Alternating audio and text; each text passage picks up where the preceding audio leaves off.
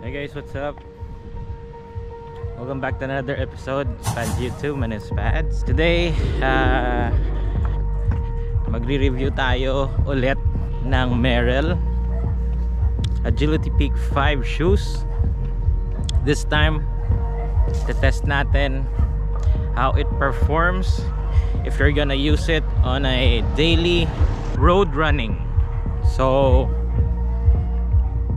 pwede ba siyang pang concrete or running shoes? Kasi the Agility Peak 5 is made for trails, when you're running on the trails, as well as hiking. You can use it. So right now, test natin how it performs on the concrete if you're using it as a daily running shoes. Okay, but before we proceed, make sure that you subscribe to the channel and follow my social media accounts. Hit the like and then share so you can help me and my channel grow. Let's go.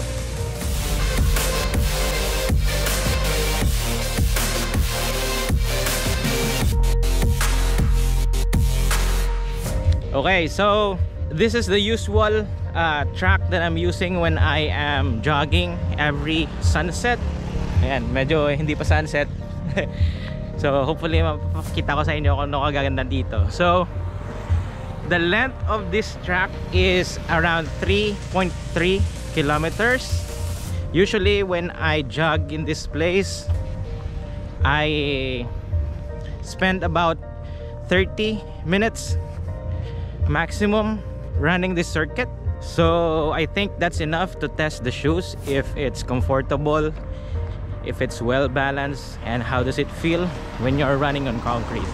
Okay, kasi there is one viewer sa YouTube natin is asking if how does the shoes perform on concrete, because planning on using the shoes as a daily running shoes. So check natin for today. I think 30 minutes is enough to test the shoes. Normal running shoes that I'm using is a Boost from Adidas. So typically for about 5 to 10 minutes I feel pain already when I'm running on my dito, on my left leg. I don't know, maybe it's because of the shoes or the type of shoes that I'm using. So we'll see if that is the same case with the Merrell shoes. Okay, so let's go and run.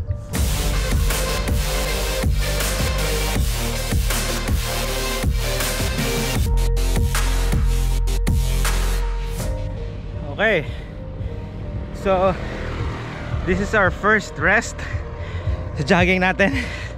Still have a long way to go. First thing that I noticed about the shoes, it's very bouncy. Ang ganda ng stride mo from the shoes. Hindi siya masakit. The impact is not that hard when you're running, and at the same time the grip is amazing. Unlike the other shoes that I use every day here when I jog, doesn't have grip. The impact when I'm running, it hurts my knees and my legs, usually my left leg. Pero right now, ang ganda. Wala akong nafe-feel na pain whatsoever on my knees and my legs, especially on the left side. And the bounce is amazing. That's the really significant thing about these shoes. So I'm gonna go ahead and run some more. Let's go.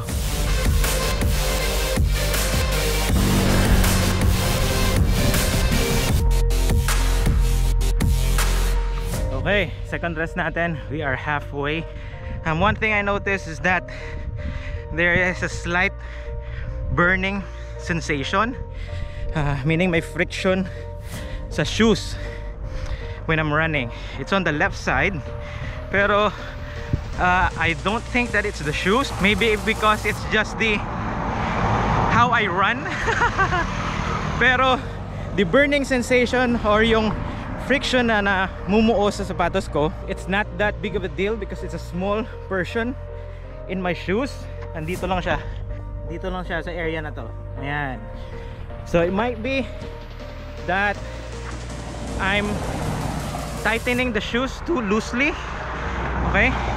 So baka yan siya. So when I get on the roundabout, gonna go ahead and retighten the shoes. Let's see if that solves it. Okay, so far ganda ng shoes, ganda ng bounce. Let's go.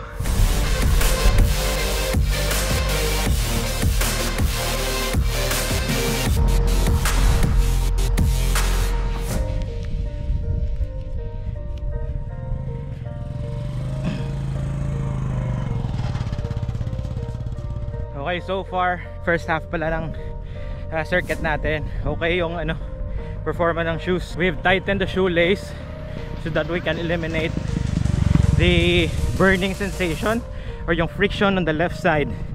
We will see if that solves the problem. On the right side naman, burning sensation is very minimal. You can tolerate it. I think it's just normal for running shoes to feel that way, but you can definitely feel the spike on the left side. So let's see if that works. We are at 1.5 kilometers right now. So far yung shoes, the best actually. It's very light on my feet. I don't know what's the weight of the shoes. So far I'm enjoying my run. Yun nga lang, medyo early pa tayo, medyo mainit. Okay, let's go.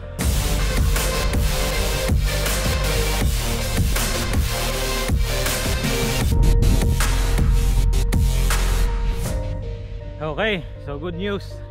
Nawala na yung burning sensation. Not totally gone. It's around 10% na lang. Just make sure that if you're using the shoes or running shoes, make sure that you tighten them up so that you can reduce the friction of your feet. Not sure if having a good socks helps as well. Because the socks that I have been using is just cheap socks that I purchased online. Push tayo. We are at 1/4 of the way going back to our starting point. Okay, let's go.